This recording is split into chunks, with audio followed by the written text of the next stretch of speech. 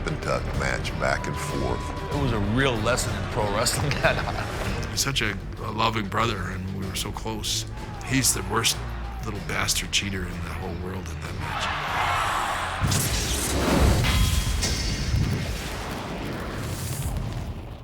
Hello and welcome to OSW. I don't know, that's not a big enough hello for Christmas Day. Hello and welcome to OSW Review, the old school wrestling video podcast. Filmed in glorious grapple vision and coded with blast processing, we chronologically critique wrestling storylines, pay-per-view by pay-per-view. This is your boy, the Christopher Kringle of Ireland. Actually, if we were in Finland, it would be Joulupuki. Jay Hunter, joined as ever by the indomitable, the Mikolaj and Gviador. It's V1 Sir, and that was he. What's the crack? Merry Christmas to you all. Merry Christmas, lads. It's WrestleMania 10, and it's coming up right now.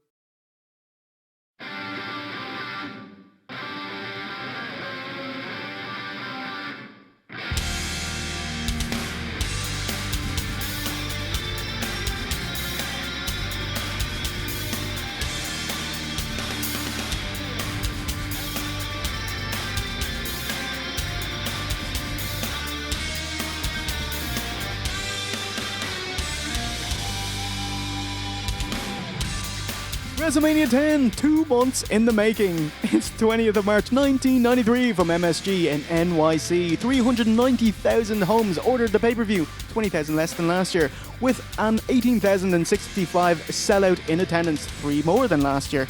How much per ticket? Last time at the Rumble was $11.04, so how much per ticket? Yeah, $14. $16. $53.14. Wow. Yeah, 960,000 at the live gate. $300 for front row seats. Why? Because there's only 18,000 seats going. Fuck you, you'll pay them, and they did. He's fucking learned. Man, Rhonda Shears is a draw.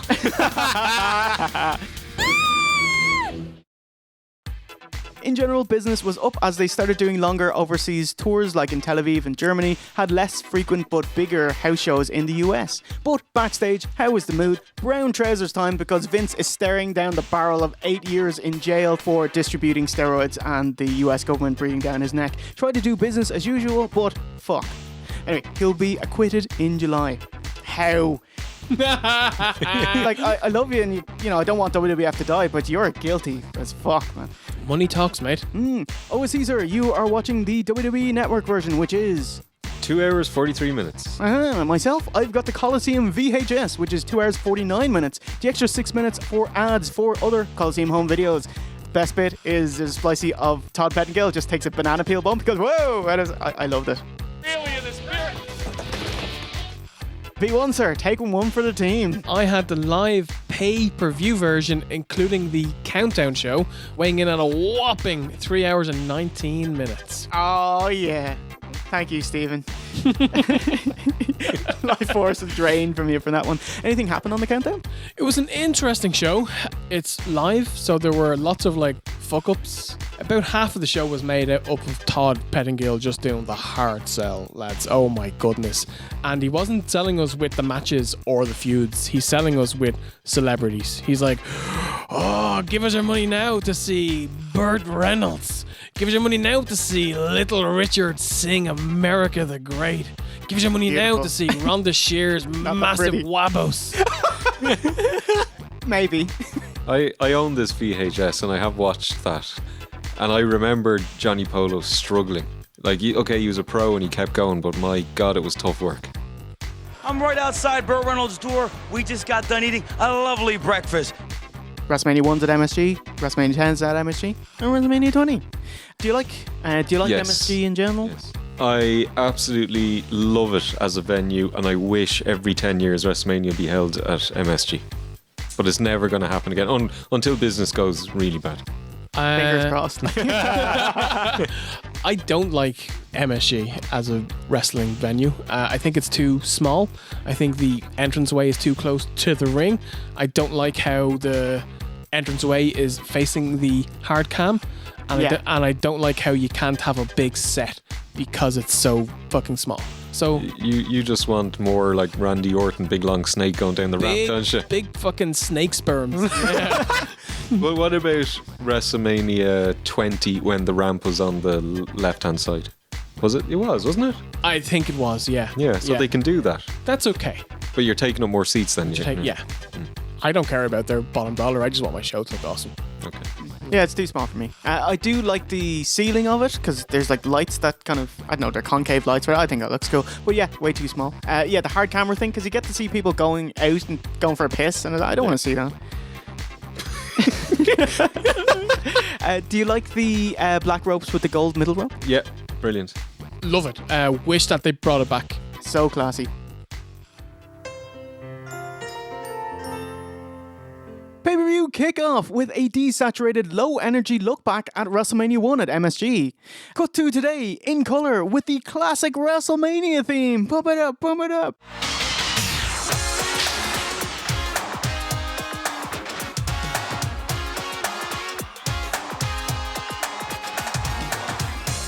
Welcome to WrestleMania 10! Vinnie Mac welcomes us with another throw to Burning Stormer.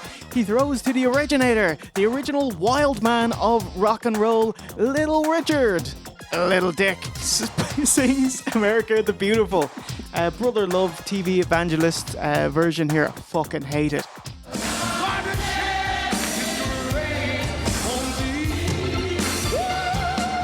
By the way, he mimed this. He actually recorded it earlier with Jim Johnson, so he's just going. But So this wasn't even live. yeah, because he was this far in his career, he was a bit insecure about his quality of his shows, and he's not risking it for fucking wrestling.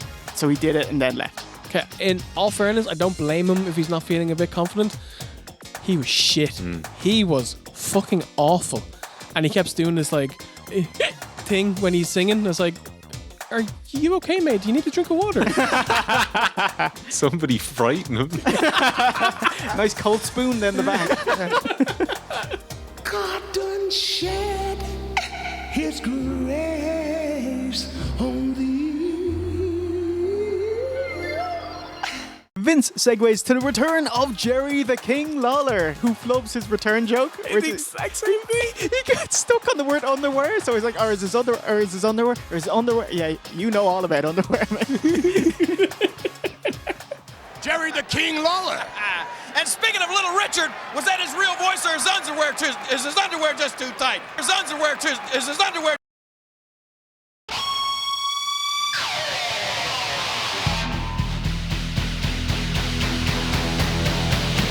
Our inaugural contest is brother versus brother. It's Bret Hart versus Owen Hart. Yokozuna's done it! Bret Hart's telling Hulk to go for it! All right, the eyes! Hogan drops it! Hulk Hogan has won the title! After getting fucked over at WrestleMania 10 comedy feud with Lawler, Bret was unhappy with his role in the WWF. He sent a letter of resignation to the WWF in fall of '93. No intention of quitting, he just wanted to get Vince McMahon's attention, give him a kick up the arse. Either give me something meaty to bite on, or I'm out of here. So this storyline was to appease Bret. Of course, it was pitched as Bret versus Bruce, but Bret came back, hey, I want to work with Owen and get him out of mid-card hell. So he got this, he's appeased, and yes, so the wheels start turning. In all fairness, like 99 times out of 100, I think Vince is right. But this is the one time where they just got it so fucking right. Bret, there's only one way to solve this thing, with me being the shadow of you, the hitman. On TV, Owen's story was that he felt overlooked, always in the shadow of big brother Bret.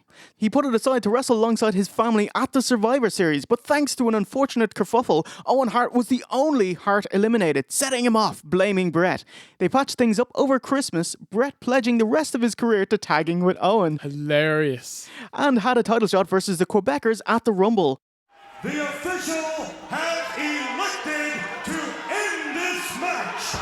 Bret's injuries led to a ref stoppage, so they failed. Owen blew a gasket and heel turned by kicking his leg out of his leg. Combined with accusations of selfishness and being the inferior Hart, Bret finally agrees to face his brother at WrestleMania 10. Amazing. So simple. You've been standing in my way all my life, Bret. That's all I ever heard about is what you've done, Bret. This isn't the dungeon anymore.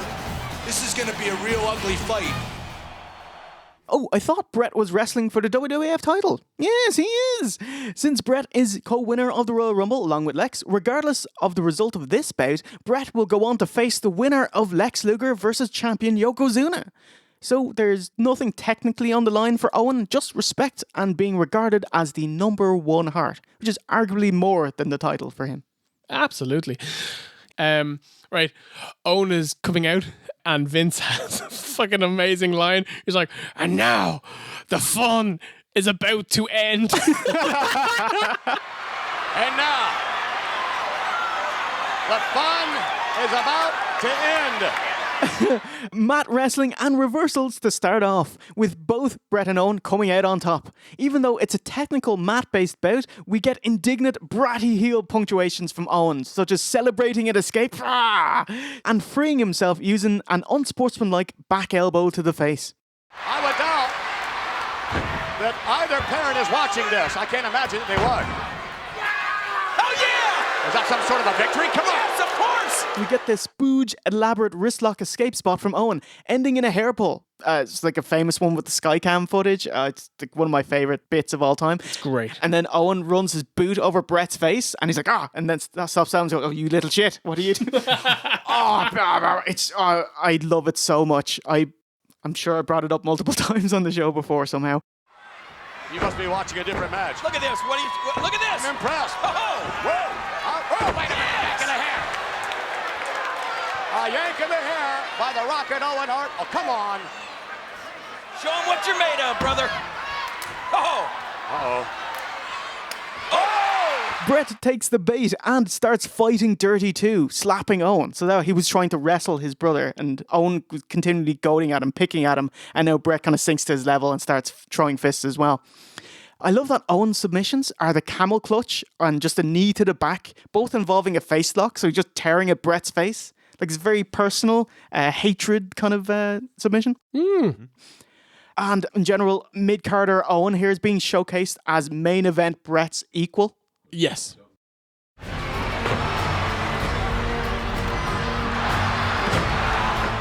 Owen catches Bret in a gorgeous tombstone pile driver. Terrifying. Fuck, no, it's so safe though. They show off how well they know each other, like Owen feigning an injury so he can sucker Bret with a kick, which is caught, which is used by Owen to ghetto blaster, setting him up for a sharpshooter, which is denied. Bret tries to apply his from the mat, which Owen scrambles to escape. It's like, fuck, like you only know this if you know each other for decades. You grew up wrestling each other. Absolutely. On the outside. Look out from the top now. And the hitman Bret Hart taking it. Uh-oh, wait a minute. I think he hurt his knee. Bret plunges to the outside and motions that he's tweaked his knee, which is a plot point for the rest of the night.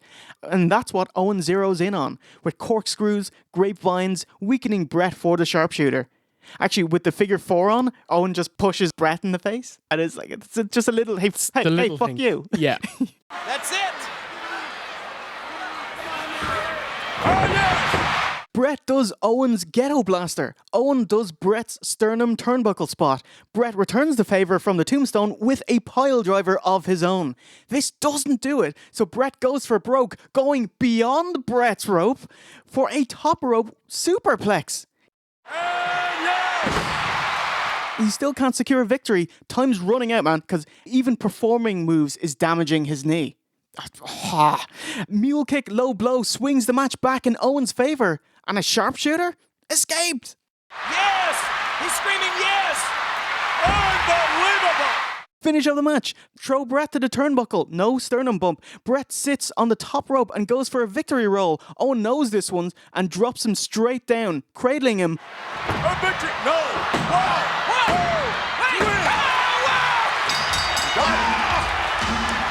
What do you think of that, McMahon? Wow! It's great! Look at this!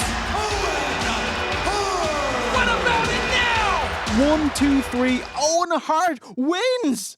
Like, I was engrossed in the match. I was just watching. I was like, holy shit! I momentarily forgot that I knew that he won. It was, oh my God, I'm so happy. Owen, he got it. He won. He's the best Hart. Second best after Bruce.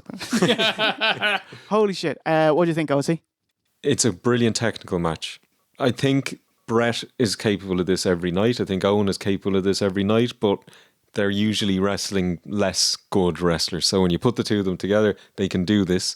And I'm really looking forward to watching their cage match, the SummerSlam 94 cage match as well. Spoilers. Yeah. So I have read Bret's book. 3 days before the match, he changed it. He was talking to Owen in the dungeon and he changed it. But I'm trying to think, what was the match before he changed it? Was it a spot fest? Was it a hardcore match? I doubt it. It was probably very similar to this because this is Bret's style. The original was actually Steamboat Savage, multiple false finishes. And they didn't think it was clicking on the house shows. And actually Owen was getting a bit of a pop on house shows. So they actually went to Stu, what do you think? And with him kind of guiding them, this is what they came up with. Just. Are you sure, Stu? More. I didn't like the finish. I know that you couldn't have Owen making Bret tap out, but I would have liked something a little bit more definitive rather than Bret almost pretty much making a mistake here. It just thought it looked a little bit fluky for me.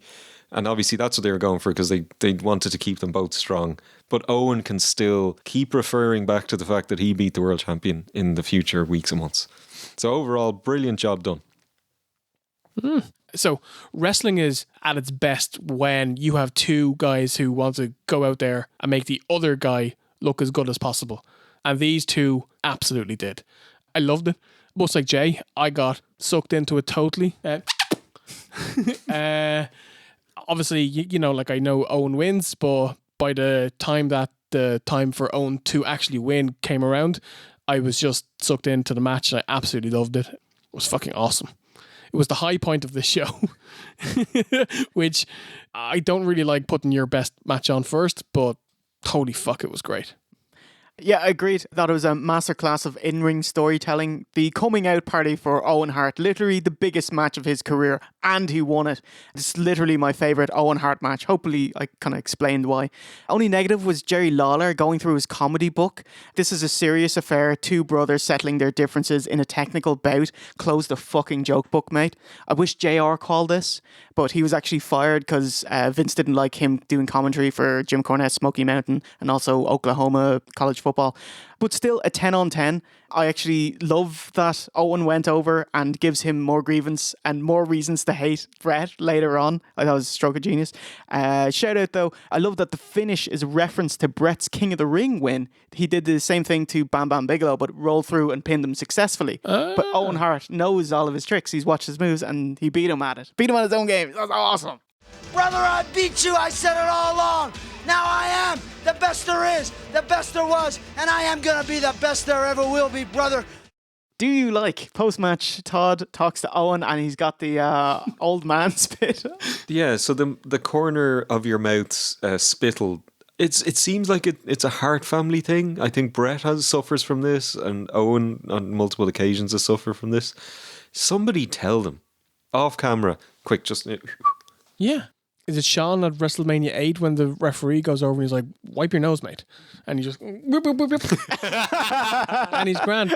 We're live. Don't make that noise when you're doing it. Whoop, whoop, whoop, whoop. WrestleMania 2 was innovative and coming from 3 locations. Throughout the night, we get quickie packages remembering previous WrestleManias. If you notice, there's a not Hogan slant to them all. It's like, what'd you do WrestleMania 1? Oh, thanks, celebs. What'd you do WrestleMania 2? Oh, we had a battle royal. What'd you do WrestleMania 3? Hogan looks up to Andre. WrestleMania 7, there's a blindfold match, right? Fuck Fucking you. blindfold. Yeah. It's ridiculous. Now, of course, this is WWF's first WrestleMania without Hogan. The first 9 were all about him, and we wouldn't see him back till WrestleMania 18 in Toronto. Roll out the celebrities. Cy Sperling from the Hair Club for Men shows Fink's hairpiece. Cheeky Vince mentions Jerry Lawler's hair plugs, saying the only thing left for Fink is the crown. Hey! What a cunt. I actually thought that the wig looked pretty fucking good on Fink. I agree. I thought that they did a great job. Bam Bam Bigelow and his main squeeze, Luda Vachon. Our second matchup is the mixed tag match. Bam Bam Bigelow and Luna Vachon versus Doink, Ray Apollo, and Dink, Claude Giroux. Bam, bam. Bigelow. Doink spurts Cy Sperling with water from his flower. Ew. So the rules here is it'll always be Bammer versus Doink and Luna versus Dink because women are on the same level as midgets. How can they equal things, you ask? Well, reduce Luna's IQ by 40 points. So, show ass due to her boobery, like missing a second chocolate slide, or missing a top rope splash, or just diving at him and missing. And Dink is distracting Bam Bam. Yes! Look. Whoa! Oh, come on! And they're all lunging for Dink. Off the rope and back now. Look at this, trying to get him over Sunset Flip and... Oh! Whoa! Hello, Bam. Hello, Bam. As we cut to the cameraman checking out Luna's whopper arse. She does have a nice arse. Yeah. Did you like Dink giving her a good old smack on the arse earlier in the match? So you can only do it if it's part of a show. Okay. Otherwise it's sexual assault. Sexual harassment. Dink. Strap across the keister. Luna wrestling in what amounts to dominatrix lingerie. Pretty hot, but uglifies herself best she can. Yeah, because, you know, like, she's actually not ugly. She makes herself look as bad as possible. Yeah, with the shaving the sides. I hear she's a really nice person. Actually, when she passed, Mick Foley was like, man, I'm sad because she hung out with my kids and, you know, that kind of stuff. Okay. Finish of the match already. Doink tries his own giant whoopsie from the top rope, but misses, compressing his coccyx. Oh my God. Do you remember when Matt Hardy did that against Edge and actually broke his arse? With his He big broke leg his drop. coccyx. Yeah. That's incredibly painful. Yeah, don't do it, mate. Bammer capitalizes with a ground headbutt, top rope flying headbutt, and that'll do it in 6 minutes and 9. 1, 2, he gets it. Yeah. Wow. And Jerry Lawler says, looks like Doink and Dink came up a little short. Shart. Looks like Dink and Doink came up a little short. Punk out the midget post-match. They have a spot where Dink has to roll out of the way. It was so sad. I still feel sorry for him. Bam Bam and Luna were both doing running splashes, I think. And Dink was lying down. He rolled out of the way of Bam Bam, which is good. Luna got him full force, which is not so good. But at least he didn't get Bam Bam full force. Wasn't bammed. Yeah, bammered. I felt bad because like Luna starts selling. It's like, oh my God, you're underneath me. So she kind of pushes him out and then starts selling anyway. I was like, no, the spot's ruined, mate. You're done. It's over. This is the blow off. We're not going back to this. So the heels kind of have to pretend like they were duped and fuck off backstage. There we go. What do you think? Bit of a downer, wasn't it? Coming off Bret. Mile drop. Coming off Bret, you know, you're like top babyface losing. And then, you know, you come out and you have a bit of a comedy match and you laugh at Dink and his cute little spots and the rope-a-dope against Luna and Bammer. Then they just get fucking smashed. And they lose. And then they get battered after the match as well. Bit of a downer. Yeah, but the right thing happened. Bam Bam had to win this match. They were still pushing him at this point. Luna could have lost. Yeah, okay, I suppose, but still. Well, Doink and Dink are shit, though. Yeah. I suppose this is a different Doink, so yeah, okay. But yeah, it was a nothing match. I mean. Not even Dink's final pay-per-view payday. See you again at the Survivor Series. Look at this! Hey, wait a minute! Look who's here! Can you believe this, ladies and gentlemen? Hail to the chimp! President Bill Clinton's impersonator waves to the crowd. Hilarious visual gag as IRS is in the background and they don't mention it. I was like, oh, that's very clever. But then after the next match, they go, oh, hey, IRS. And he's like, oh, thanks for raising taxes. And $1 Million Man is like, aha, everyone's got a price. Isn't that right, Bill? You know, I was like, Vince cannot hide his politics at all, can he? Like, he hates the government. He hates everything. Taxes. He just has a go at everyone. Everybody's got a price for the $1 Million Man. I'm sorry, I just don't want to get into politics tonight. I think this is embarrassing having a Lucky Likey as a celebrity on WrestleMania. But WWE always do it. They've like done it with Rosie O'Donnell and But at WrestleMania, Barack Obama. And they didn't lookalikes pretend that they were the real one when they came out, though. Well, the commentators Did they? like, oh, look at this, Rosie O'Donnell, but they were clearly doing it as a joke. Yeah. But Look this at one her, was dead serious. Like, Yeah. Like I have to say, like, you know, your man was pretty good. he is. He's yeah, fantastic. hire him for a birthday party. Yeah. the saddest child ever.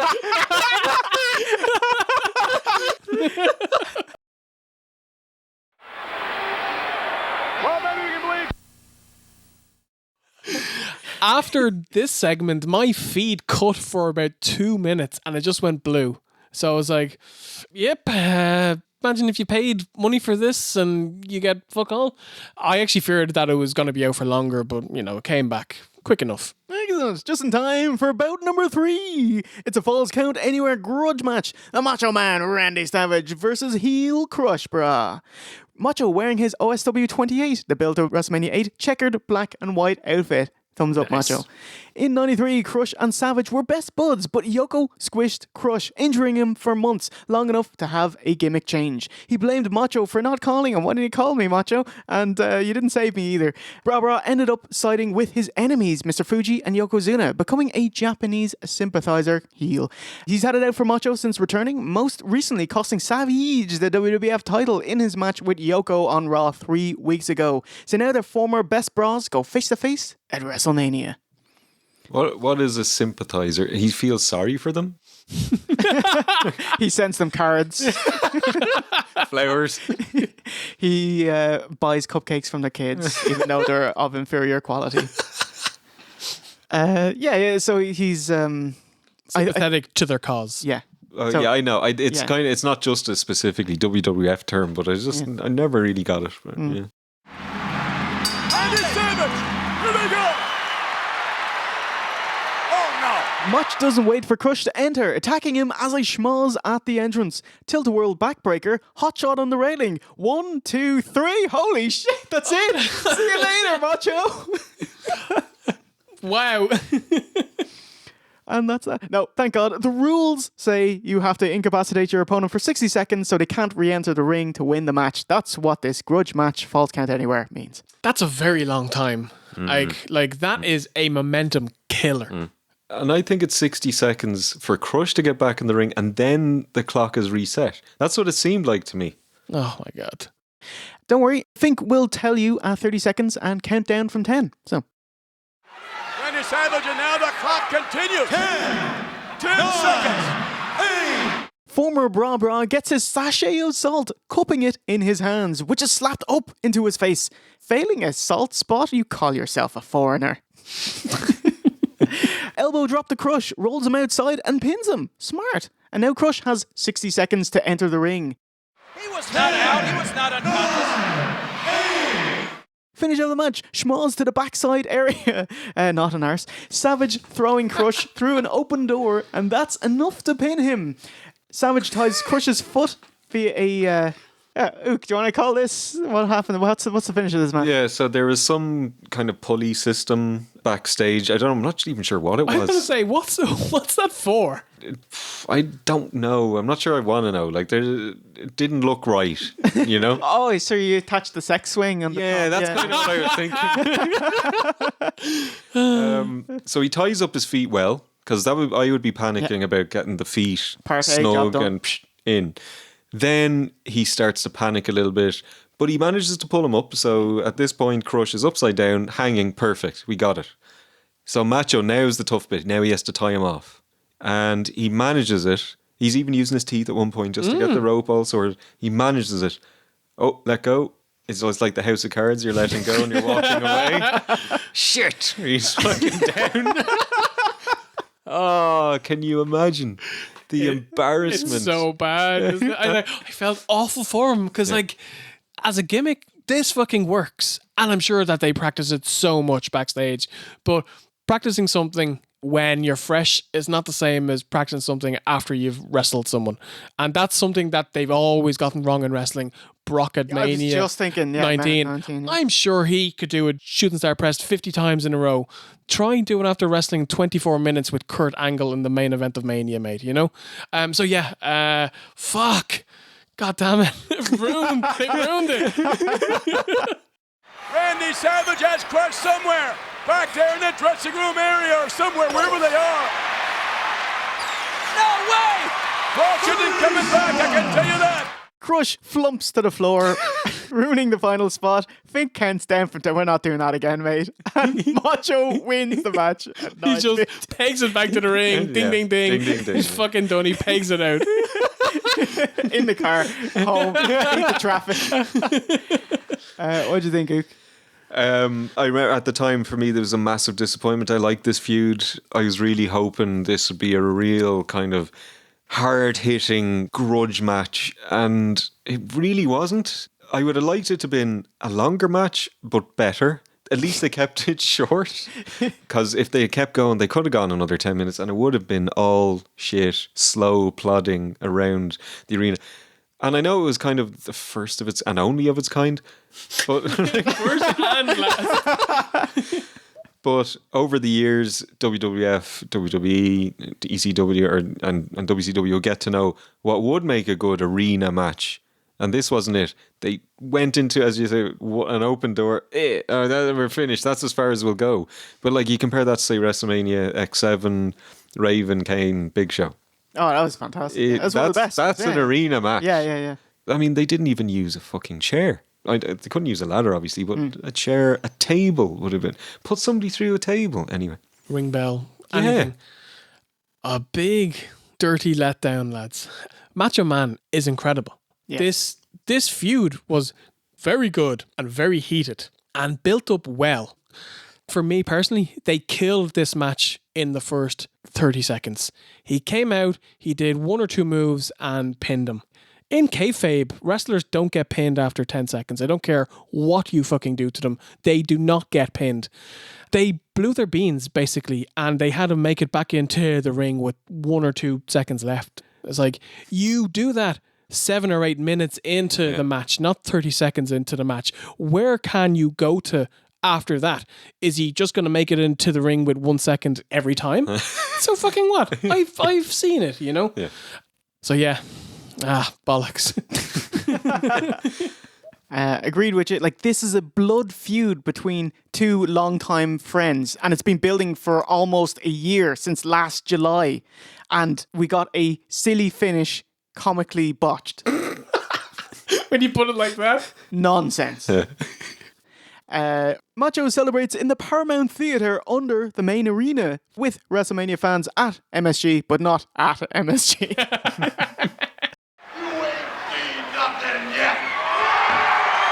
WWF Fanfest video package. Ooh, what will $22 entry get you? Get your picture taken with the smoking guns. No thanks. Hillbilly Jim's autograph. You're all right there. Pin OSC in the ring. Already done that. What would I do? A dunk tank with Doink. Yeah. Dunk Doink. It's good. And there's a WWF set that you can hot dog on. Yeah, that's cool. Yeah. Ooh, get a picture with Paul Bearer inside of a coffin. Be a part of the very first WWF Fan Festival, where you can interact with the superstars, get autographs and photographs, and maybe even step into the ring. This was the first Fanfest, what would become WWE Access now. Of course, they had like a fun run in 88 and like a fan lookalike contest 89 and stuff like that. But this is the first proper one where they do it, and thank Fink for that. Yeah, I actually thought that this looked okay. If I was a child and I was a fan of WWF and I went to Mania and I got brought to this as well, it'd be a good fucking weekend. Yeah. Except for Macho and Crush. I'd be devastated over that. Trust me when I tell you, thousands of fans walked out of the Rotunda at Madison Square Garden looking forward to next year's FanFest. What an awesome weekend. Right now, let's get back to WrestleMania 10.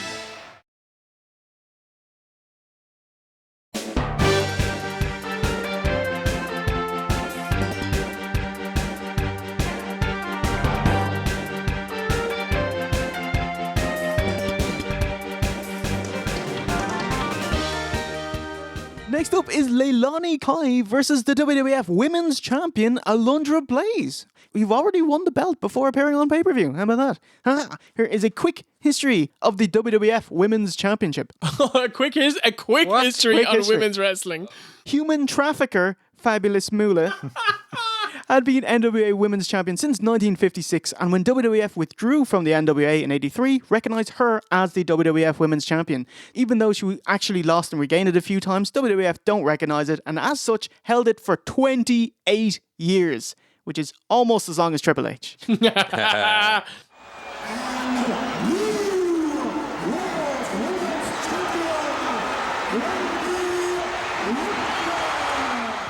In July 84, Wendy Richter won the WWF Women's Belt at the Brawl to End It All, dropping it to Leilani Kai the following year's War to settle the score and getting it back at WrestleMania 1. Hook the leg. He got it. A new champion.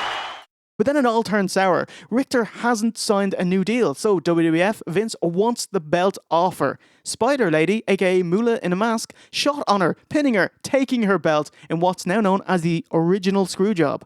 Post-match, Richter tore at her mask to actually see who it was that did it to her.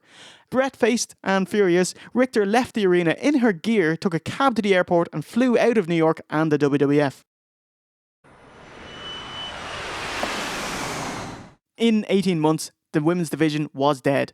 The title technically existed, but it was only defended on house shows. Like, Sensational Sherry was champion. I was like, why am I only hearing about this now? And that was it for the next 4 years. And here comes the champion.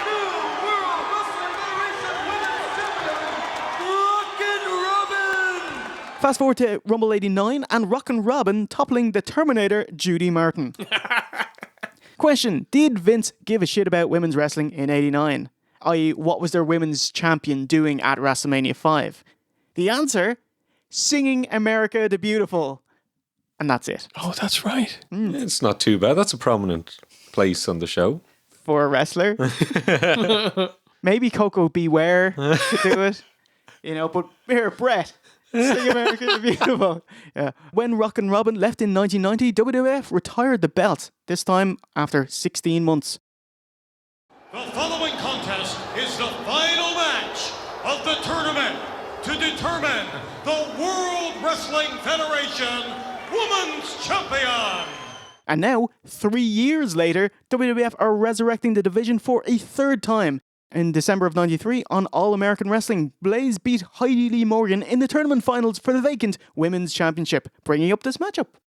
Women's Champion, Alundra Blayze. Leilani Kai, the challenger. Leilani Kai of Glamour Girls, Survivor Series 87, OSW Episode 6 fame. Glamorous no more, lads. Has aged about 30 years in the last 10. Do you like her no entrance? At WrestleMania? Yeah. And her hula song? No?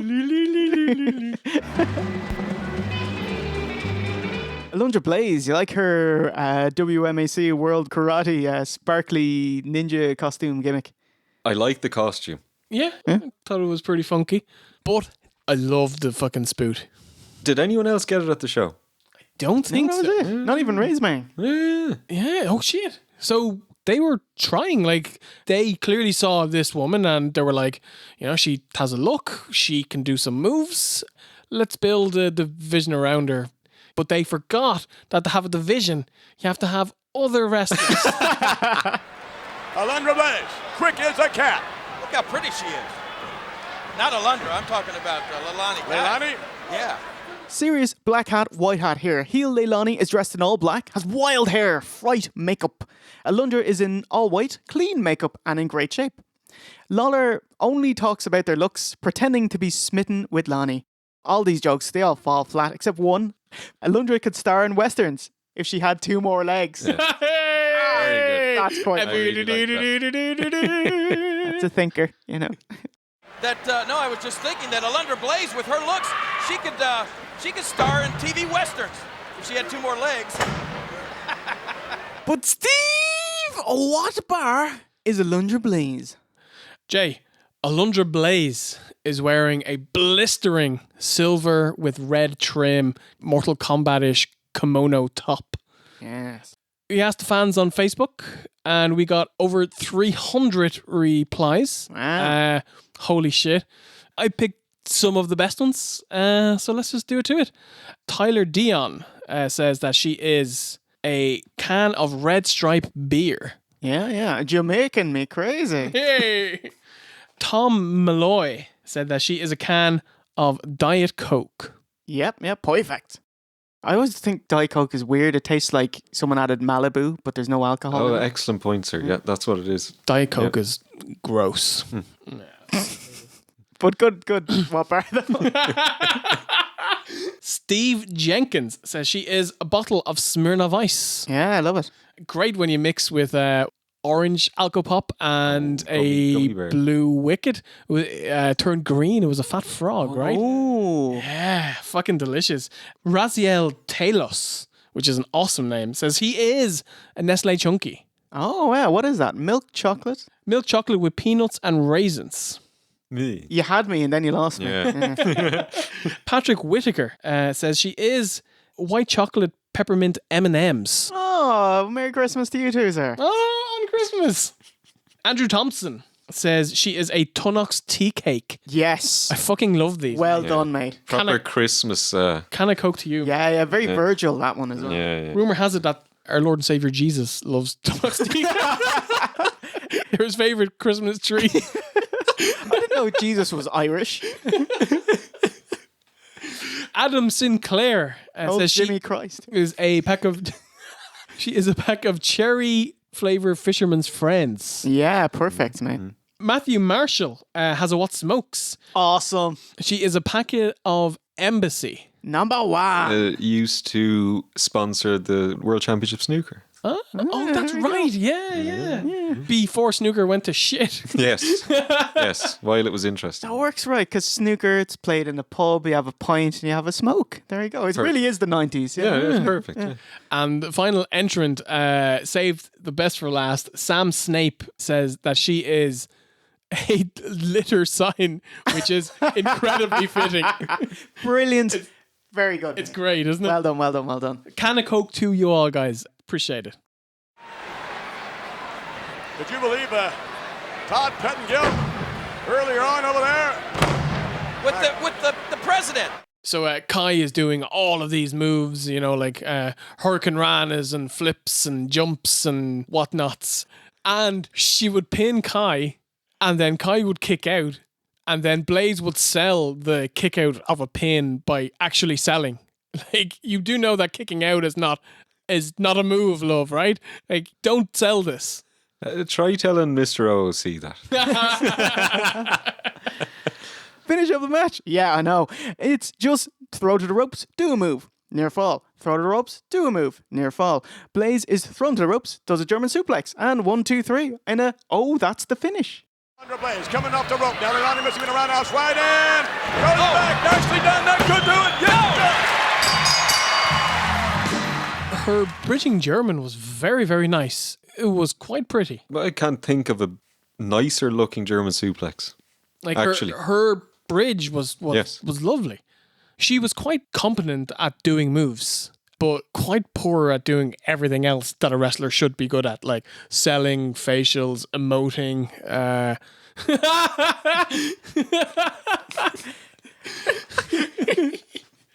No.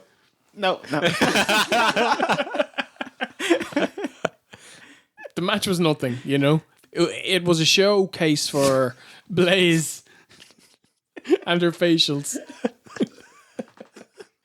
Yeah, I thought it was nothing. Brilliant German suplex. That is a good description of the match. Yeah, zero interest from the crowd. We're talking like Jim Cornette, sexy boys level of interest here. Who won their dark match against the Bushwhackers, by the way.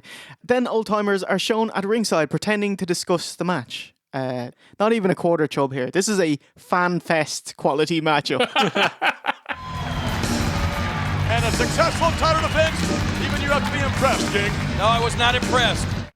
The WWF's first flirting with women's wrestling with Moolah, Wendy Richter, that lasted 1 year, 6 months. Second time round with Rockin' Robin, lasted 1 year, 4 months. How long would Vince be interested in women's wrestling with Alundra Blayze? Oh, he's done after the match. Oh, that's not too bad, technically. She would last 2 years. Oh, wow. Yeah. How many televised matches did she have? She had as many. Blayze left for WCW, and infamously, Bischoff convinced her to bring the WWF Women's title on Nitro and bin it live on air. She didn't want to do it. He convinced her. Vince cancelled the division for almost 3 years. And that's what I think of the WWF Women's Championship belt.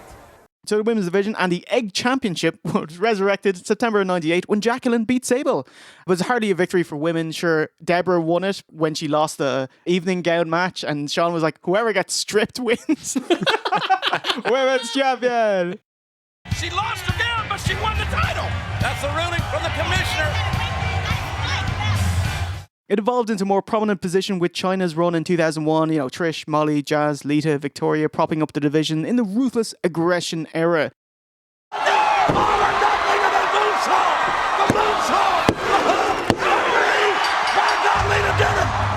The next big split happened over the summer of 2008 when Vicky Guerrero unveiled the SmackDown Divas Championship to rival Raw's Women's Championship. The butterfly belt? So each brand has a counterpart. So the women's belt was co-held by Leilani in a cool kind of half belt cracked design. Did you like that? Yeah. Until 2010, until the title was retired at Night of Champions that year, where the championship was unified with the Divas belt, and then the women's belt was dropped. If anyone is to become the undefined champion of divas, it is me. In general, women's wrestling, WWE, rightly regarded as a joke, the piss break match, up until the 2010s. Like, if you ever watch these matches back, there's always multiple botches, and you're way worse than the men. So, yeah. They were terrible. Yeah, like, we can grade you on a curve if you want. I mean, they were... But then you admit that there's a curve. Yes, absolutely. They were literally only there because they were hot birds, Yeah, it wasn't a wrestling contest. You couldn't and it's the thing is they don't have as big muscle mass as well, so they can't train as hard. You can't take as many bumps, and so you end up being worse wrestlers in general. So, shout out to my boy Fit Finlay for turning the women's wrestling into WWE. Yeah, he made it good. Even great women's champion AJ graduated kind of beyond being champion to Raw general manager, and that's higher on the totem pole at the time. Match quality didn't kick into high gear until your boy Finlay started working on WWE NXT with the 4 horsewomen, Becky, Charlotte, Bayley, Sasha, started showcasing their talent on NXT and on the main roster, culminating at the women's title match at the rightful main event of WrestleMania 35, the Baxter winning the Raw Women's Championship. Shoulders down! Shoulders down! They did it! Becky Lynch takes it all tonight! So, even though it's taken literally decades and multiple failed attempts for WWE to actually push a women's division, it's placed prominently now. You can enjoy all of the benefits men have, like going to Saudi Arabia and being left there. And having a bottle thrown at you when you're doing your fucking entrance. Who was that? Natty. It was really nasty. There's no need for it. Mm-hmm. And you can enjoy all the awful booking and fuck finishes like the guys do. Need more Fiend lighting, though. Oh, Jesus. Sin Cara lighting. And also Kane, he had that 97. I loved it. Apparently the wrestling world doesn't. Silver lining for Wendy Richter. She went to the Hall of Fame in 2010. Girls just want to have fun. And Alundra Blayze in 2015. Yeah, delighted for the two of them. This diva will never be subdued. WWE, thank you and good night. Woo! This is exactly what I've been talking about. Having to deal with women like you all of these years. Alundra Blayze had an appearance on Raw this year where she became the 24/7 champion. Oh, there we go. Yeah. Holy smokes, not again!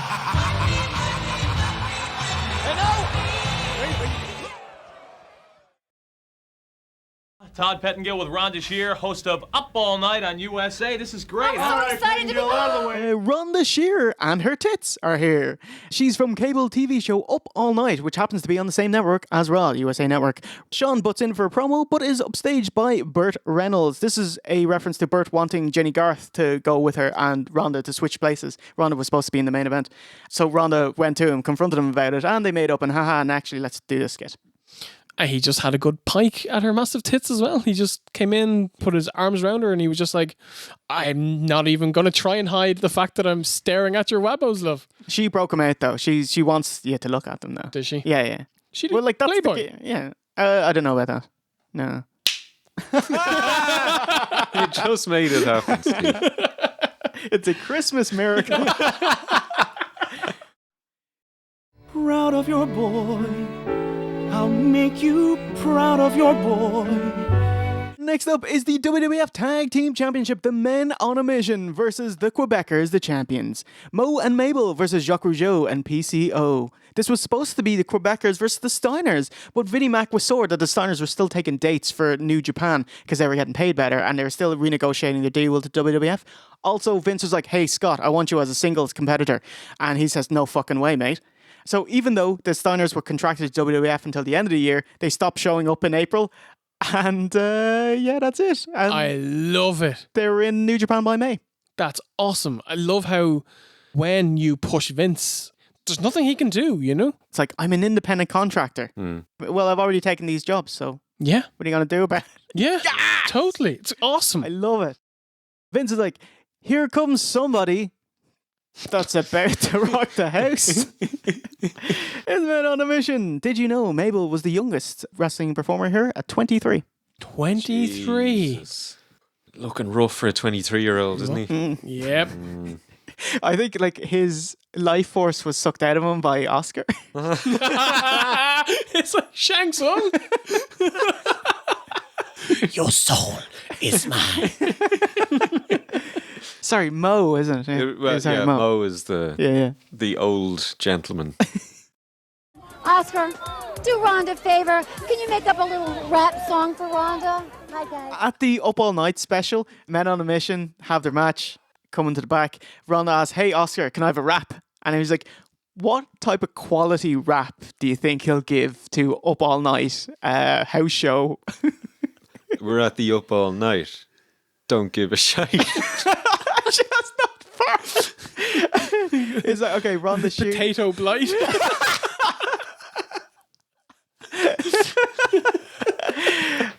It's like the Rhonda Shear. SH to E to the A to the R. He are now. There you are. Yes. The SH, the E to the A to the R. There you go. So there you are. Drop toe hold by Mo and immortal leg drop by Mabel. Quebecers respond with a double team back body drop to the outside. Bowling over Mo. Toronto jam by PCO misses, allowing Mabel to come in for the cold tag. I don't know what happened there. They were building this up for the whole match. Like, Mo was getting battered and they build it up and they build it up and he finally gets a tag, and just as it happens, it's like your man trying to rap. There's just death. Nothing happens for like 4 seconds. It's weird. Follow up with their finishers, a flip flop and fly, but cunty Mabel readies his arms for a kick out immediately. Cunt. Finish of the match, Mom with a flop of their own. Jesus. But Johnny Polo sequesters the ref. Floppy Whoppy to PCO on the outside and stupidly allows the heels to get counted out in 7:40. Men on a mission celebrate with the title belts. Yeah, they're worse than Lex. Yeah. Losers celebrating with titles they haven't won. You know, even like Lex, when he's like, oh, Vince was like, hey, why don't you parade around with the belt? Big boy. It would be like a really good cosplay. He was champion. Oh, Jesus. Yeah. Fuck. A cosplay, you will be like a fan of the real champion. Yeah. This wasn't a terrible match. It was okay. I thought the opening was fine, but as it built up, it actually cooled off. and that fucked ending, like the big fuck you finish. Yeah, agreed. Hilariously, Vince is like, men on a mission, victorious, but without the championship.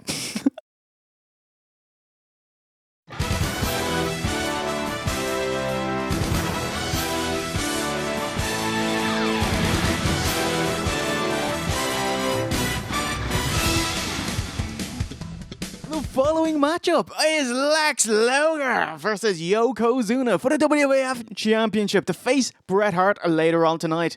Sexy Lexi babyface turned by defeating Yokozuna in a body slam challenge on Independence Day 1993. Then came the Lex Express PR tour to garner support and get chosen for a WWF title shot at SummerSlam. He did, and he won the match by countout, losing and failing. Lex Luger has defeated Yokozuna! The win was completely taken out of his sails, and by the Survivor Series, WWF was already looking past Lex to The Undertaker, who wrestled Yoko at the Rumble. Although WWF wanted Lex as their top baby faces, the fans wanted Bret, so we got a weird compromise where both won the Rumble, and both men will face for the WWF title at WrestleMania 10. By the way, they had a coin toss to see who would wrestle Yoko first. Lex won the coin toss, meaning he'd wrestle Yoko first. I'm still, 25 years later, do not understand that. Why would you want to wrestle him when he's fresh? It's a good point. Ridiculous. And I remember him celebrating after he won the coin toss. He's big on that. Yeah, he's like, yes! And now, ladies and gentlemen, may I introduce to you our guest celebrities. Rhonda Shear is the guest bell ringer, and the guest ring announcer, Donnie Wahlberg from New Kids on the Block. And he's booed out of the building. Also, Detective Eric Matthews from Saw, like the sequels, not the 2 to 6 or whatever. Oh shit, yeah, okay.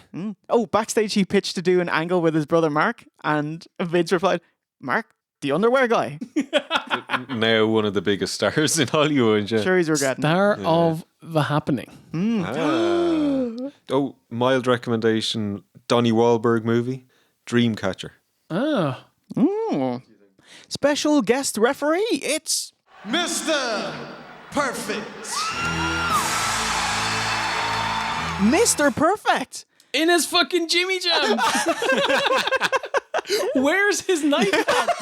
Oh, so good. Can you imagine if he came in with that? Matching one, yeah. Top and bottom ref stripes. He's like he was a inmate at a cartoon prison. Donnie puts over the heels the legendary Mr. Fuji. Yoko is an amazing 568 pounds.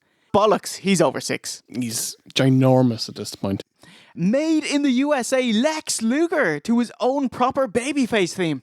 Vince barks, yes, yes, yes. Yes,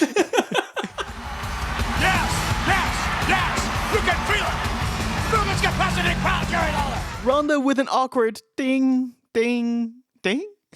Oh, she's done now. What is she doing now, you ask? She is selling shapewear bras on the Home Shopping Network.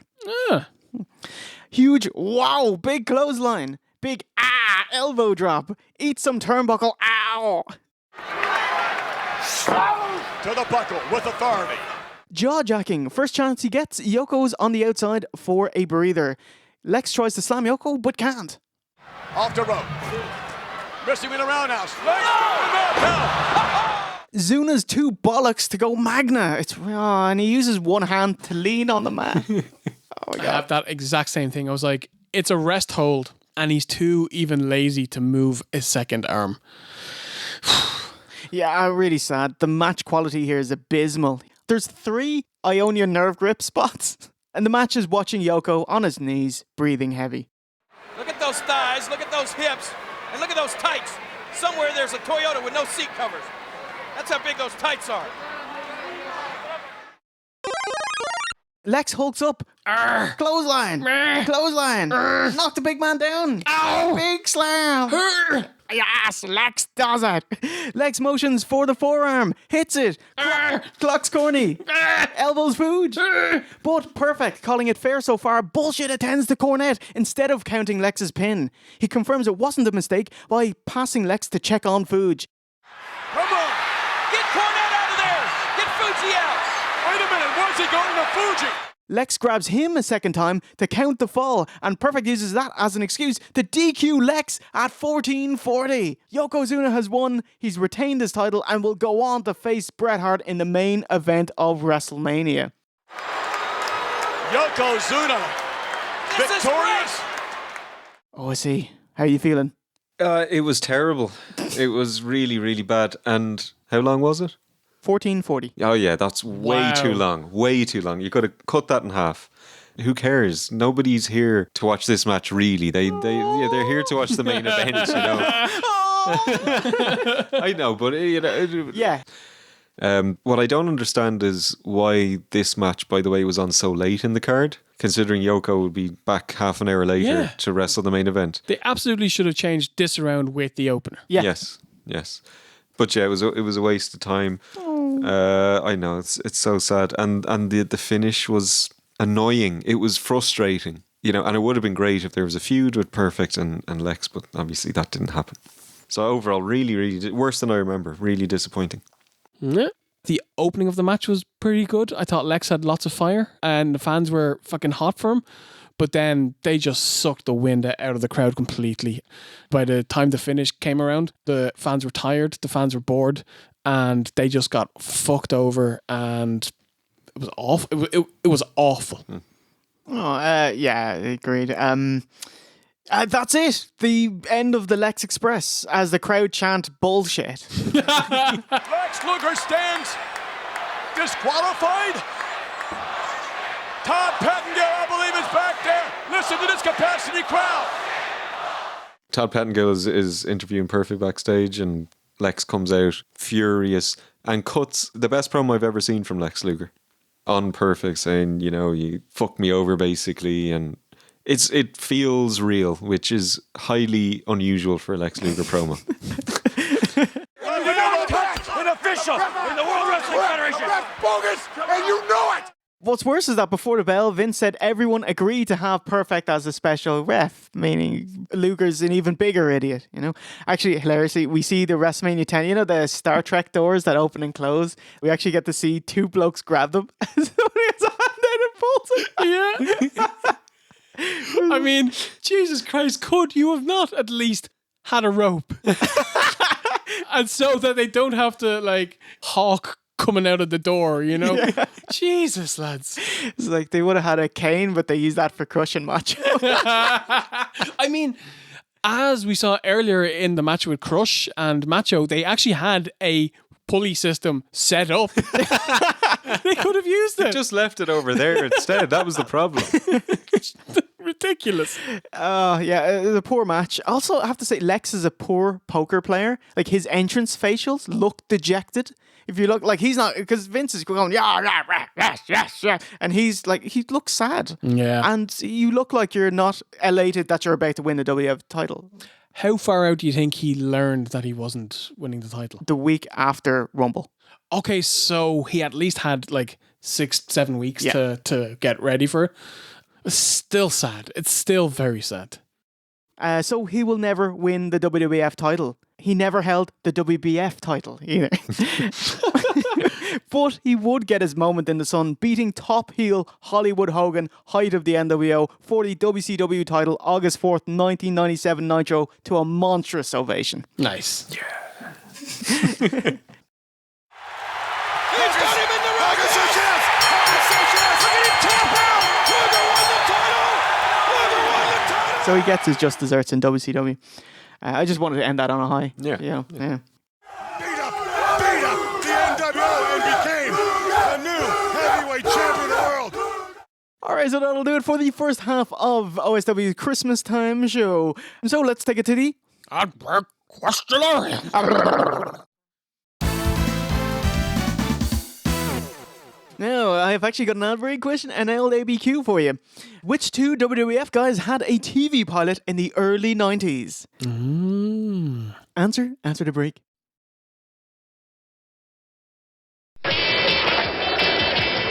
Hey, Kane, nice scooter. Did somebody steal a tricycle? Stupid way to burn fat. The smart way to burn fat. Stacker 2, the world's strongest fat burner. Now, before the break, I asked you, sir, which two WWF guys had a TV pilot in the early 90s? Any ideas? Piper and what's-his-face had the tag team. Oh, very good. Piper and Ventura. Yeah. They did Ventura. In the early 90s. But that's not the right answer. The correct answer is...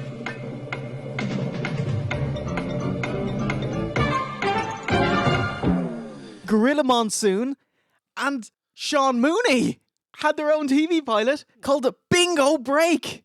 Is this real? It is. It's a cross between a daytime TV chat show and playing bingo. Bingo bango bongo. With like an AI bot from 1993. Sounds amazing. Splicey? Yes, Splicey. Good morning, Fred. What game are we going to be playing? All right, Freddie.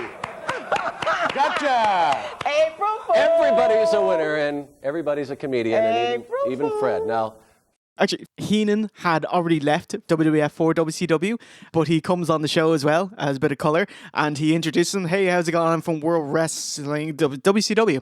It's like, fuck. I'm the astrologer. You're the astrologer. This is the astrologer. This is hi. Hi, I'm Karen. Bobby Heenan with World Championship Wrestling. Yeah. See you next time. And thanks for playing. Amazing. And we're back. Match number 7. It's Earthquake versus Adam Bomb. Now, this would have been Borga's spot, but he's got an ankle injury and he's also useless. So Adam Bomb is subbing in. Harvey Whippleman gets some cheap heat on Fink, calling him monkey-faced, banana-nosed, and such. Banana nose. He doesn't even have a banana nose. Brilliant. And if he did, he wouldn't bring it up. Yeah. And he rips his breast pocket off his tuxedo. What a cunt. Big ears, a monkey face, a banana nose. Hey! So Finks shoves him down, Adam Bomb intervenes, and Quake intervenes. So neither of them get an entrance. Belly-to-belly suplex, power slam, tremors. Whippleman doesn't even swipe at Earthquake's feet. Giant whoopsie. 1, 2, 3. A victory, and it's felt 35 seconds. It's the big one.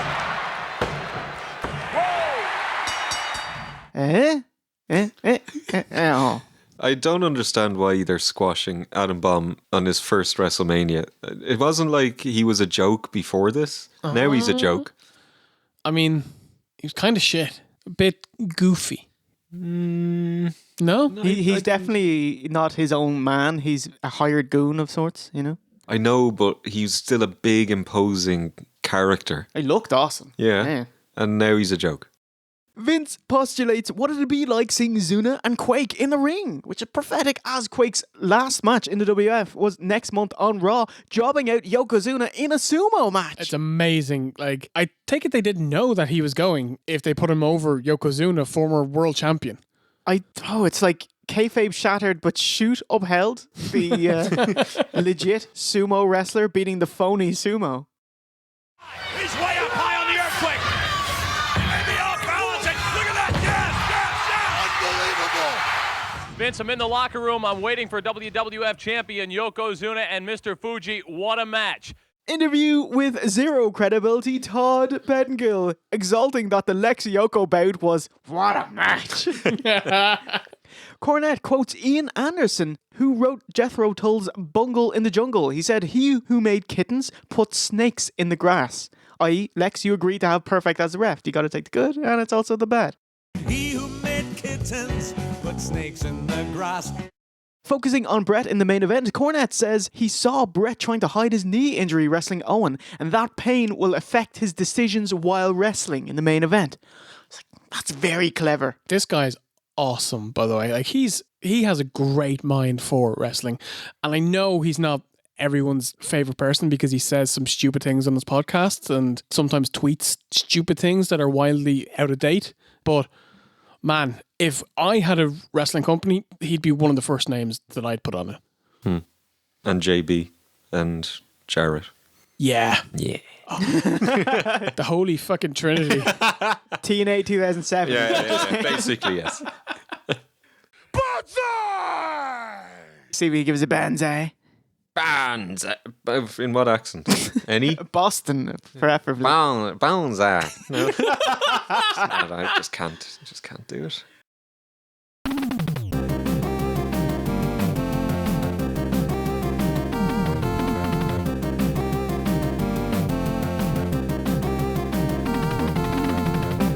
Next up is a ladder match for the Intercontinental Championship. It's fake champion Shawn Michaels versus real champion Razor Ramon. Back in September, Shawn was suspended for testing positive for steroids. Okay, actually, maybe not. Who knows? Find out later in the edit. And as such, had to vacate his Intercontinental Championship, which Razor won in a battle royal, last beating the model. Here comes the Razor's Edge. HBK was brought back in early to fill in for Lawler at the Survivor Series and started parading around with his IC belt, which is still in his possession, proclaiming himself to still be the IC champion. This irked real champion Razor, setting up a fake versus real champion versus champion match at WrestleMania. Oh, it's a ladder match though. Even though we've seen on Smack 'em Whack 'em, OSW 75, this is not the first ever WWF ladder match, but it is the first televised ladder match, which is all that matters. Shawn would go on to be the guinea pig for pretty much all major gimmick types. 1993 here, the ladder match. 1996, Iron Man. 1997, Hell in a Cell. 2002, Elimination Chamber. Because he's ultra talented and can also do high flying spots. If you want to get a gimmick match over, you call Shawn Michaels. Yeah, fucking agreed. Do you believe in miracles? What did you think of when the two lads were coming out? Shawn won't walk underneath the ladder, but Razor does. That's awesome. That's a little touch. I thought it should have been the opposite way around, just kind of based on their character. Right. Shawn is the cocky heel. He thinks that he's God's gift, and I don't think he would imagine luck would factor into him being better. I don't think either of them should have walked under it. Shawn, yeah, I liked how he was like, no, I'm not going there, and walked around. Razor, though, just looked foolish because it was too low down. So he's kind of like duck walking under it. The ladder match. Here we go. Oh man, we got a lovely shot of the two Intercontinental title belts. Oh, really cool. Hip toss blocked, wrist lock escape. Razor counters with a big choke slam and he jumps up really high for it. He's going to do everything he can to put his clickmate over. Oh my god, yeah. Oh, gorgeous roadie run towards the ring, and of course Earl photobombs it by tripping in front of the camera. Oh, fuck's sake. Shawn throws Razor out, but a WWF radio announce table, Vince name drops it, which is actually cut from the WWE Network version. Razor right in front of Gorilla Monsoon and Chet Kopic. Diesel coming in. Razor right in front of Gorilla Monsoon and Chet Kopic. Doing radio WWF, broadcasting all over the world. Diesel makes his presence felt and Earl has none of it, sending him to the back. So yes, it will be a fair contest, a clean finish without bullshit interference. Thank you. From here on out, Shawn and Razor showcase all the different uses of the ladder. Baseball slide, knocking it into Razor. Barge into the bad man. Drop it onto a downed opponent. Or just brazenly fuck it at him. Remember, this is the first televised ladder match, so each use is fresh and exciting. And, you have ruined me because throughout this, this is an iconic match, it's a historic match. I can only hear Vince McMahon barking, unbelievable. Oh, he was bad in this one. He really was. Yeah. Oh yeah, every one of them was. It's like Lex. I was selling every one of them. Fucking hell. You're unbelievable. Unbelievable. Unbelievable. Unbelievable. Unbelievable. Oh! Unbelievable. Unbelievable. Truly unbelievable. You're unbelievable. Shawn's big splash. Unbelievable. What was that? Unbelievable. Book Shawn off the ladder. Unbelievable. Razor hits Shawn with the ladder outside. Unbelievable. Monkey flip into the ladder. Unbelievable. Shawn top rope axe handles Razor to stop him. Unbelievable. And he actually says it again. The WWF, truly unbelievable.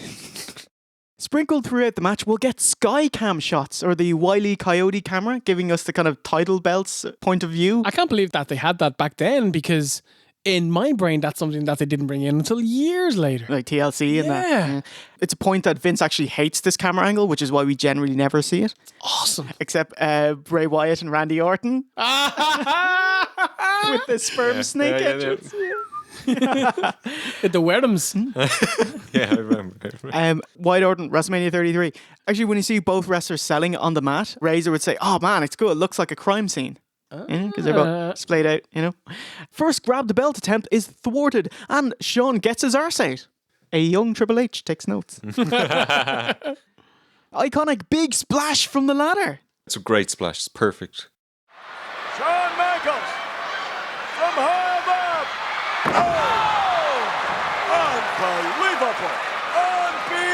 Unbelievable! Each attempt gets closer to the finish. Razor is ejected off as Shawn dropkicks the ladder. Oof, the ladder bends there. Don't break it, mate. Fucking terrifying looking. Oh my goodness. Of course, there's an urban legend that they didn't have a second ladder, but Pritchard says, yeah, there's a spare under the ring. We're not WCW or TNA. Push Shawn off and big crash to the ropes. Get to the top rope and ride the ladder down to splash Razor with it. Finish of the match. Shoulder charge Shawn off the ladder, who gets tied up in the ropes. This sequesters Shawn long enough for Razor to climb the ladder and retrieve both IC titles in 1847.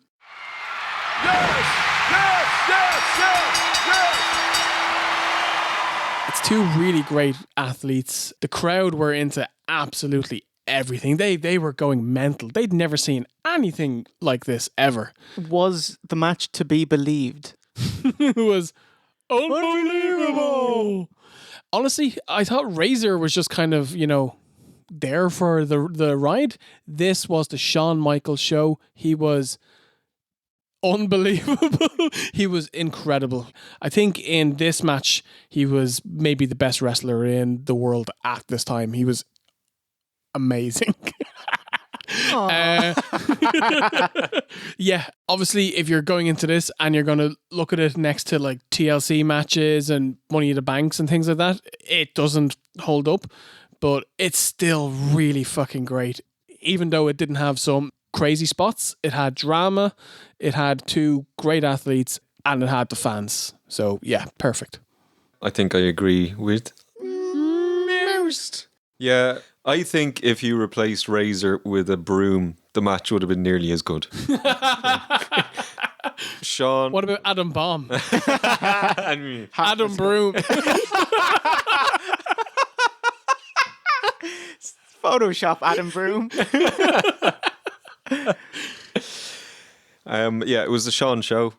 Razor did everything he needed to, and he did it well. I thought the very last spot where he shoulder charged the ladder could have gone wrong. They could have set it up again, done it again, but Shawn was perfect. Razor was perfect.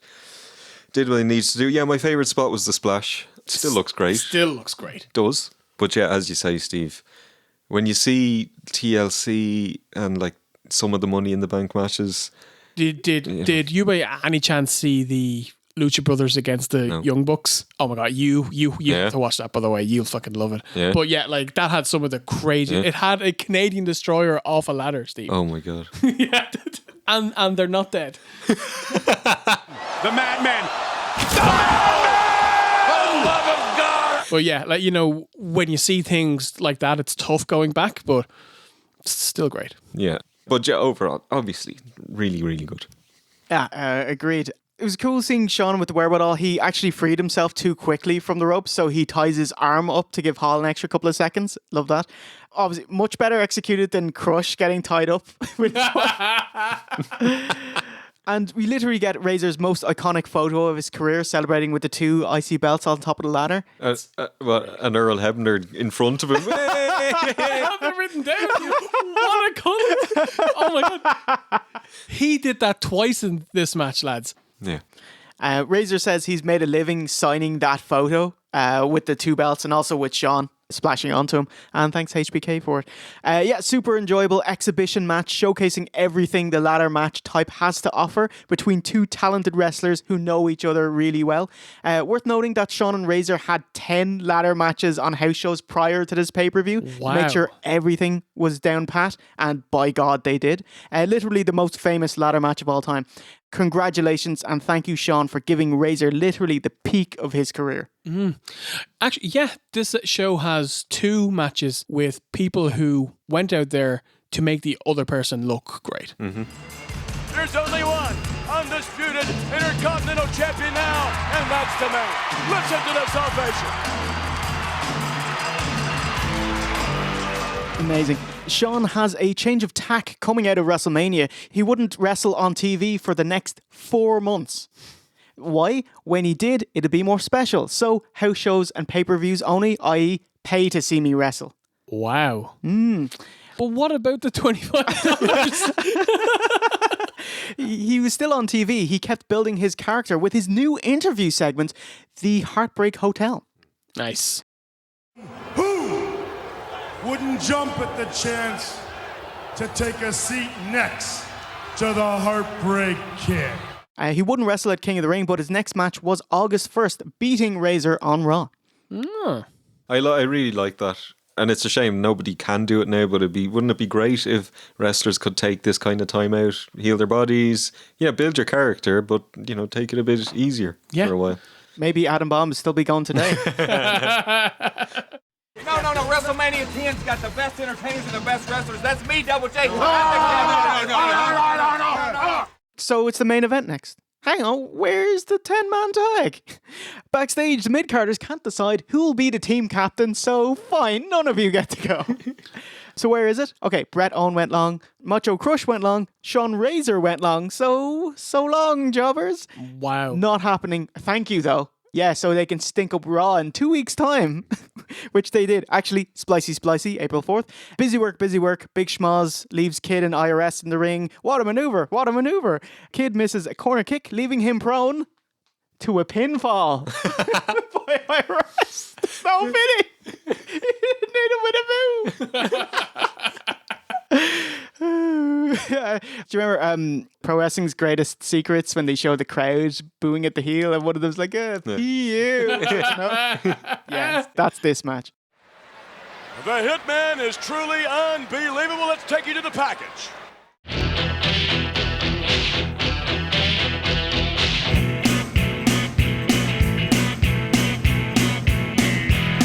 I say video package, but it's just a Hitman's music video and then an instrumental, like a rock instrumental, and this is Yokozuna dominating. Just on the Yokozuna video package, you really noticed how much of a cunt he was to jobbers. He just full force sit on them. Flatten them. And then with the likes of Bret or Hogan or, somebody else, he'd hold the ropes while he sat down. Cunt. Yeah. 9 matches down, 1 match left, because it's time for your main event.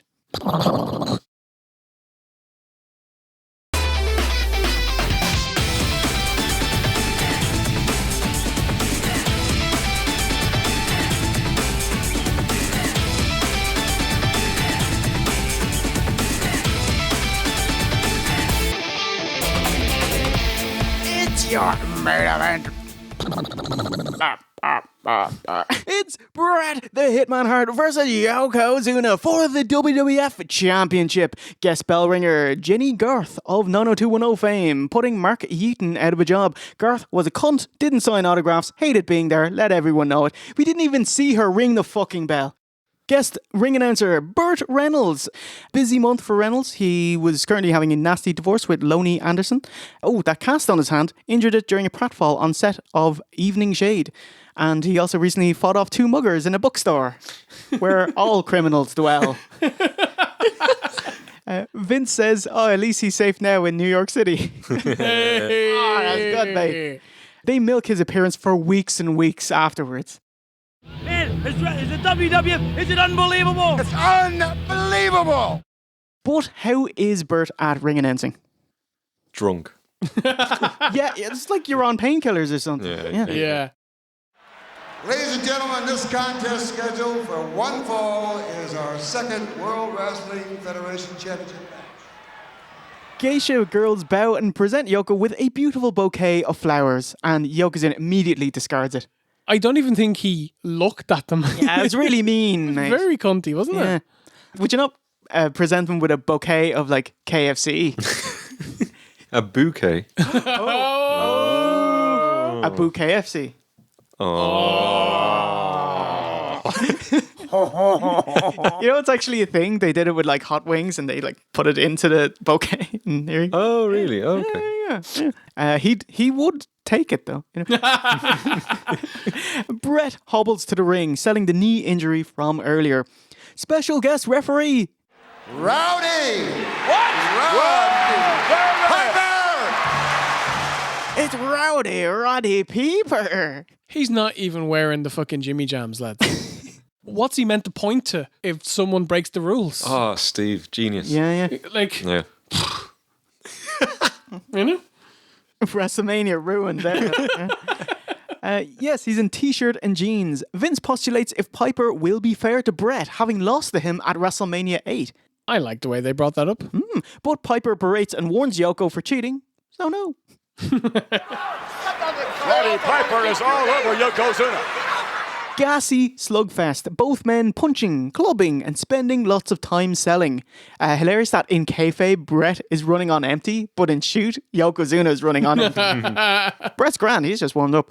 I'm just watching Yokozuna on the mat. He's kicking at Bret. He's like, it's like a crab. It's so sad.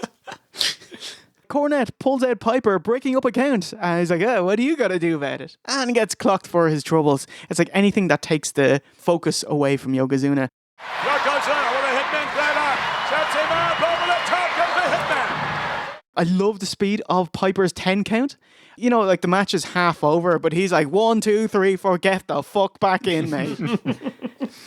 Yoko misses a hoe train. Bret rides him down with a bulldog. And then a Bret's rope pinpoint elbow. Finish of the match. The Japanese Simone responds with a belly to belly and motions for a banzai. Dumb idiot loses his balance and takes a back bump. But it's from Bret's rope. 1, 2, 3. And Bret pins him in 10:38 to win the WWF Championship.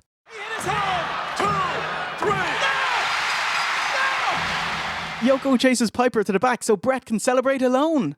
But no! Lex Luger enters the ring. Lex fucking loser. What happens? He passes the torch.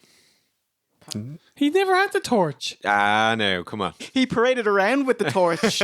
One of those little tea candles. Bret extends a hand. They shake and hug, and then the babyface locker room and celebrities come in to celebrate a newly crowned Bret Hitman Hart, punctuating him as the leader of the new generation. Look at this! Everyone coming to congratulate Bret Hitman Hart, who has done the impossible here in Madison Square Garden at WrestleMania 10. He's done it! Brilliant moment. For an era of wrestling that we can look back on and laugh, because it is a lot of shit and a lot of ridiculous things happen. I thought this was a very iconic moment, and it stands the test of time, actually. The celebration of Bret as the leader. What do you think of Lex holding Bret up on his shoulders? Well, that's kind of him acquiescing to, he is my leader now. I know, it's sad. I'm sure it hurt him to do it. Not only has he not won the title and he knows it's over, now he has to show the world that he knows it's over. But Macho, Luger, Razor, they're all still in their ring gear. Lex has been sitting there literally stewing in his own juices backstage. And would you not take a shower? Come out? Anyway. I thought it was far superior to the first Yoko match of the night. It wouldn't be difficult. I don't remember a single nerve grip. Just like a crab kick in there. A couple of crab kicks. It moved along at a decent enough pace, to be honest. It didn't piss me off. It wasn't a good match, but I thought it was acceptable. I have barely anything written down here. I just think I completely just zoned out. When Yoko is doing moves on people, I just think he just cannot do it anymore. He can't perform. I just think he's fucking knackered, and he's so boring that he just makes me just watch the fucking walls or something. So yeah, I didn't care for the match, and I hated this finish. I despised it. You spend over a year building up Lex, and you get cold feet, and that's fine. But then when you've made the choice to go with Bret, go with Bret. Don't have Yoko fall off the ropes and lose because of a fluke. Put Bret over strong if he is your choice. I did like the lads coming out afterwards because I kind of miss baby faces having mates in wrestling. I think that was very nice. But yeah, overall, a very sour finish to the show for me. Yeah, agreed. It was a slovenly punch kick. Like, the match wasn't really a match. It was just Bret Hart's knacker getting beaten down. Yoko's beating him down, but he's too gassed in reality to beat him down. And it lasted 10:40 here, so Jesus. Incredible little caveat here at the very end. Owen Hart is the last to appear at the entranceway, stops, sees a celebrating world champion Bret Hart with his peers, hoisted in the air, everyone's celebrating him, and he just mouths, "What about me?"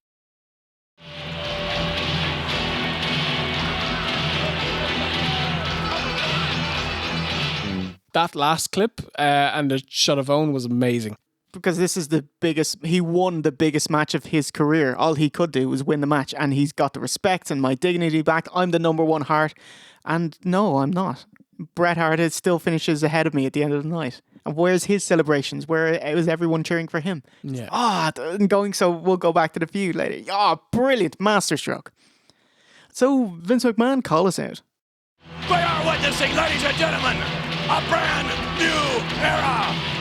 We are witnessing the blast-off of the next decade in the World Wrestling Federation.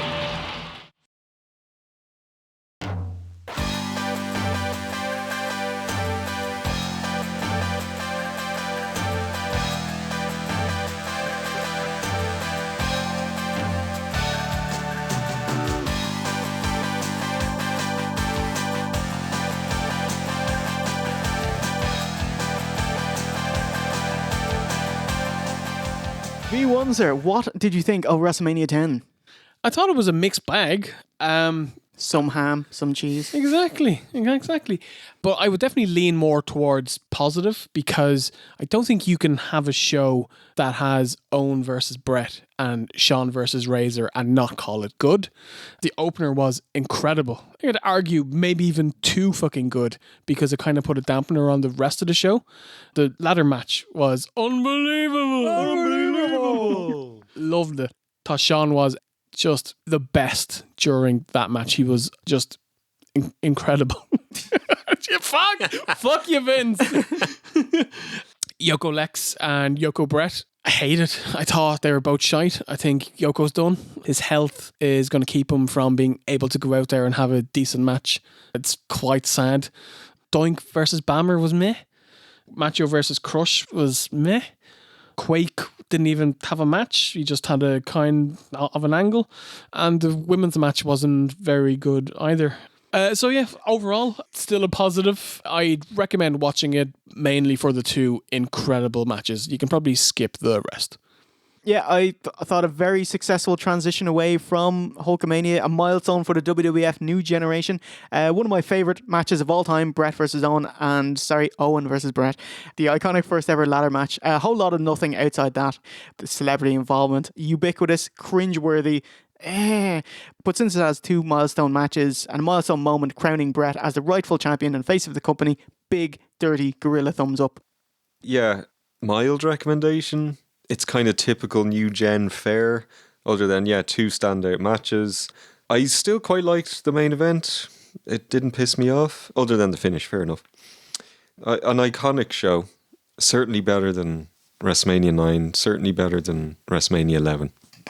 So we'll get to that. Not high praise there. I see you read Lex Luger's book, Wrestling with the Devil. What did Lex Luger say in his book? He says very little about SummerSlam 93 to WrestleMania 10. the fucking biggest part of his career. I think it probably covers 4 pages. Wow. Yeah. But he talks about him and Bret being friends, which I didn't know. When they were on tour, they'd hang out together, go get coffee together. Yeah, okay. There we go. Lex, did he say anything about WrestleMania 10? Not really. So, what happened to WrestleMania 10? I was friends with Bret. Yeah, coffee. He doesn't say anything of interest, to put it that way. Oh, that's a shame. Basically, it happened, and I did this. I don't dispute that fact. Remiss if I didn't mention the decades-old story about Daily News New York rag sheet writer Linda Stacey. There you go. I've printed it out for you. So her source overheard wrestlers in a steakhouse talking about WrestleMania finishes and published the results the day of the show. Lex beats Yoko and Hart beats Lex. Obviously that didn't happen, and they just said, oh well, that's what happens when the leak, you change the plans because of us. This was bullshit, actually, because after hearing Bret Hart's support at the Rumble, the week afterwards, he's winning at WrestleMania. So it was always, that was the plan. So full of shit, Linda Stacey. Bitch. But Steve, you got time for Raw. Maybe.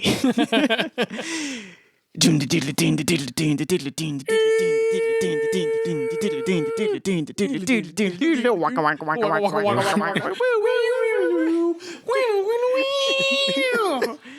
we get a bit of wacky wack wack wack wack wack?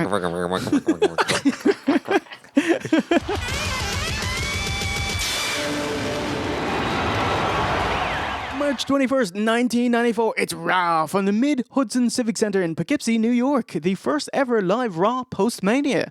We get a WrestleMania dark match again, but on Raw, the Quebecers, Jacques and Pierre versus the Bushwhackers, Butch and Luke. What do you think there?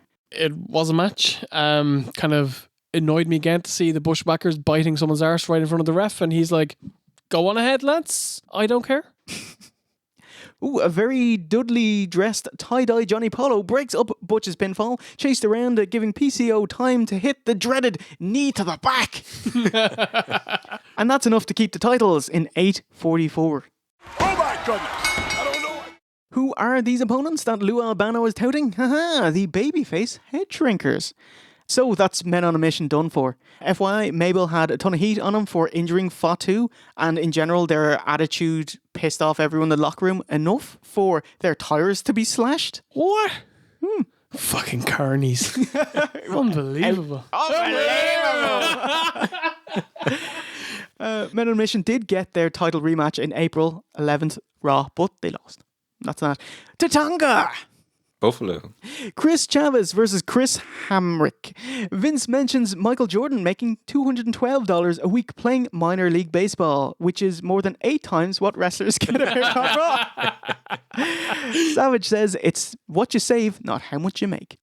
There was an amazing spot in this match where the jobber,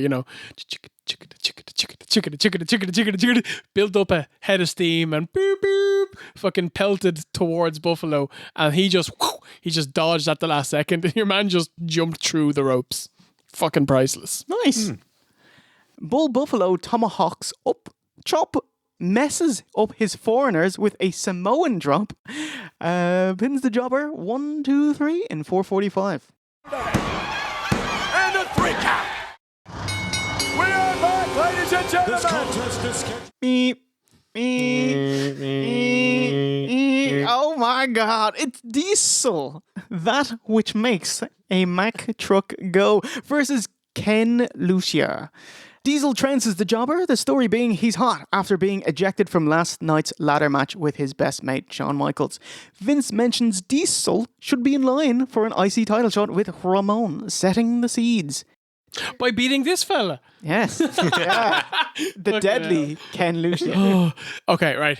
Diesel's music hits, and he literally walks out through the curtain fixing his fucking wanking claw, lads. It's ridiculous. And taking lessons from Yoko, gets into the ring, doesn't even do opening spots, just goes straight to the neck crank. That's a fucking hell, mate. That's how you light the fucking crowd on fire, isn't it? Taker Snake Eyes, Big Boot, Jackknife Powerbomb, making short work of the jobber in just 1 minute 40. We just saw the jackknife, and there, just like the Statue of Liberty standing tall in the harbor of New York City. Todd was doing his post-Mania gimmick, and he's talking about, the show was great, and you can get the encore viewing next Monday. But before that, here's a special message from Rhonda Shears. She's just squeaking into the camera. Me, me, me, me, me, me, me, me. It was horrible. Beaker. Yeah, that's I was thinking of the name. Beaker. Beaker. The best! I heard you were such a fan! I hope they invite me back next year! An unbelievable afternoon. WrestleMania 10, Bret Hart. Hoarse-voiced Vince welcomes new WWF champion Bret Hart for a special in-ring interview. Impressive 100% oil-saturated hair. This is like Roman Reigns level saturation here. Kane Frizz, 0%. So he addresses Owen Hart and he said, "You won a match. You won one match. More power to you." Fuck you. And things are different now.